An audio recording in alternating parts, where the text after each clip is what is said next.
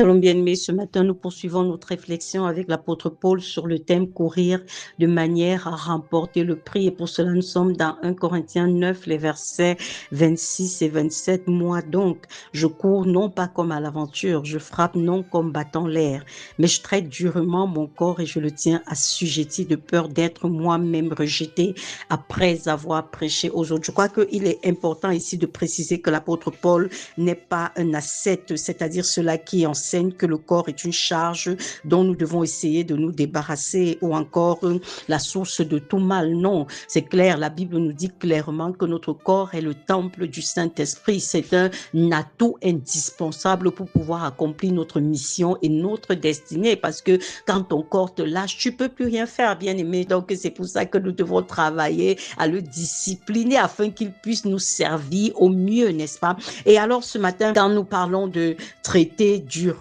son corps, il y a les exigences que le corps a. On peut déjà voir la nourriture et le vêtement, on voit le repos, les loisirs, on voit les soins particuliers en cas de maladie, n'est-ce pas? Mais si nous ne pouvons pas, si nous ne travaillons pas effectivement à ne pas nous laisser aller au désir excessif du corps, parce que traiter durement son corps, en fait, ici veut dire que nous devons travailler à ce que le corps ne nous dicte pas, n'est-ce pas, ces exigences de façon excessive, que ce soit du non contrôlé. Chaque fois que tu as envie de manger, que tu manges jusqu'à chaque fois que tu as envie de dormir, que tu dormes à l'excès et que tu ne puisses pas dire que non, c'est assez parce que j'ai à faire. Je ne peux pas manger aujourd'hui parce qu'il y a telle ou telle tâche qui m'attendent, n'est-ce pas? Ça ne veut pas dire que nous ne devons pas prendre soin de notre corps. Comprenons-nous bien. C'est pour ça que nous avons parlé d'exigences excessives. Le corps a besoin de se nourrir pour fonctionner. Le corps a besoin de repos pour fonctionner. On est d'accord avec ça, mais à partir du moment où tu n'arrives plus à maîtriser ces besoins du corps et où c'est ces besoins-là qui dominent sur toi, qui te dictent la marche à suivre, qui te commandent, n'est-ce pas? Il y a un problème. C'est clair qu'avec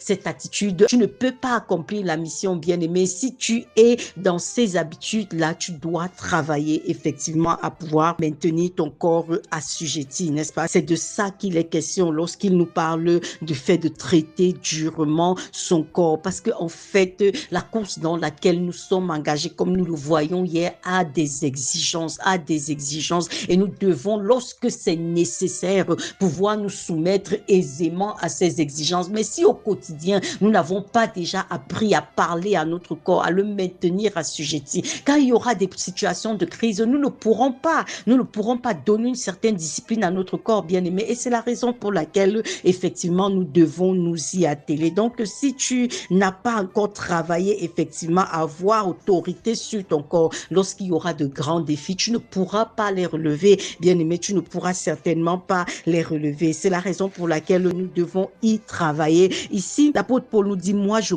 cours, non pas comme à l'aventure, je frappe, non pas comme battant de l'air. Ça veut dire qu'il était focalisé sur l'objectif. Il savait pourquoi est-ce qu'il devait courir. Il connaissait ses combats, bien-aimés. Et en tant que chrétien, en tant qu'enfant de Dieu, nous devons connaître nos combats. Parce que très souvent, on voit les gens qui connaissent même pas Christ être beaucoup plus disciplinés que nous, les croyants. Parce qu'on a le sentiment qu'avec le Saint-Esprit, c'est vraiment la porte ouverte au désordre, à toutes sortes d'indisciplines, à toutes sortes de non-maîtrise de soi. Mais c'est absolument faux. Parce que demain, nous allons examiner un peu la vie du Seigneur Jésus. Comment est-ce qu'il a marché? Comment est-ce qu'il s'est tenu sous discipline pour atteindre ses objectifs? Bien aimés, nous devons réaliser en fait que le point commun entre tous les leaders, tous les champions, tous les victorieux, bien aimés, c'est la discipline. C'est cette capacité à pouvoir soumettre le corps. C'est cette capacité à pouvoir s'arrêter quand il faut s'arrêter, à pouvoir dire non, je n'avance pas. Mais si toi, ton corps te malmène à tout vent,